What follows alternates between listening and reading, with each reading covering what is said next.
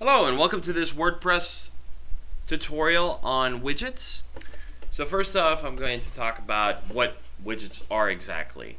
Widgets are like applications or what WordPress calls plugins, but think of them as little apps with different kinds of functionalities of all sorts of different things. So they can be a search engine, a search bar. It can be a widget that pulls in automatically your latest blog post feeds, maybe your latest tweets from your Twitter account. Basically almost anything you can imagine.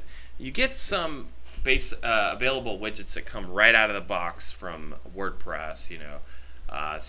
Like the search bar, and then the recent post, which will pull in the blog post dynamically, and so on and so forth.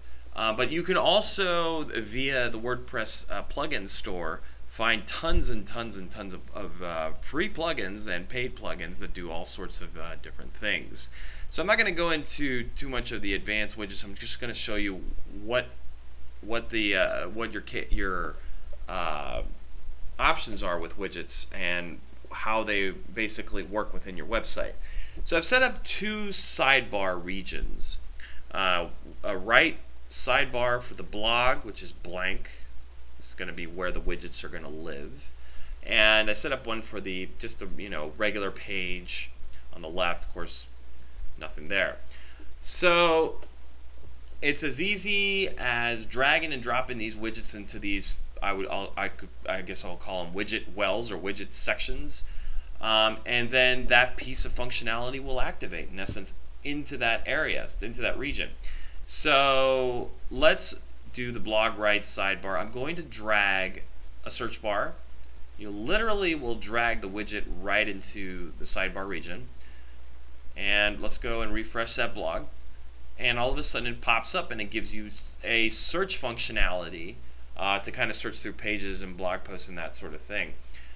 You can also, of course, put a little title, and a lot of these widgets will have different options within them. So this particular one only has one option, and that's to give it a title.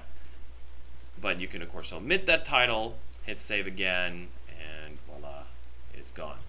If you decide that you don't want to use the widget no longer, there's two ways to get rid of it. You can hit the delete option, or you can literally drag it.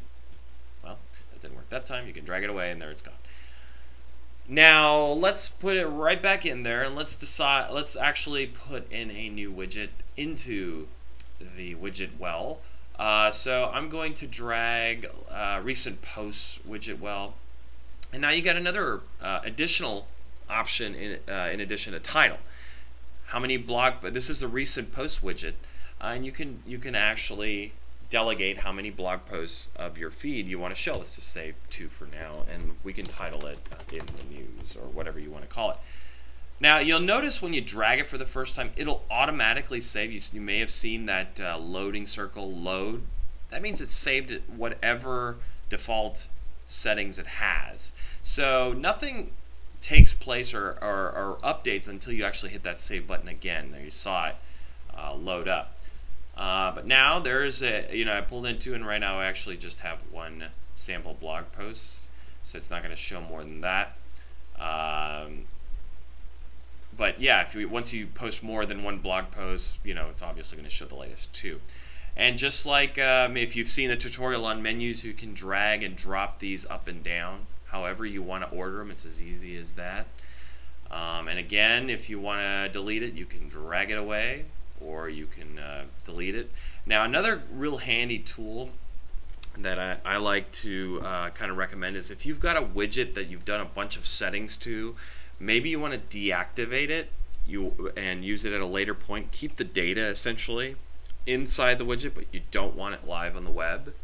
Instead of just deleting it and then starting all over, you would definitely want to drag it into this inactive region over here, which is cool. So it deactivates the widget, but it keeps all your settings that you have inside the widget. So it still has your two latest posts and your customized title.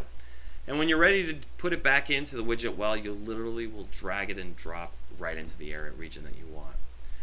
and you can definitely drag a widget from one widget well to the other, or one widget section, whatever you want to call it. And this is the page I showed you, and there it is on the left sidebar. As easy as that. So again, these are widgets. This is just scratching the surface, the tip of the iceberg. There's a ton of other different types of pieces of functionality widgets will do. Out of the box, they do some basic stuff, but the sky's the limit as far as what you can do with them via the plugin store. I hope you enjoyed this tutorial. We'll see you in the next one.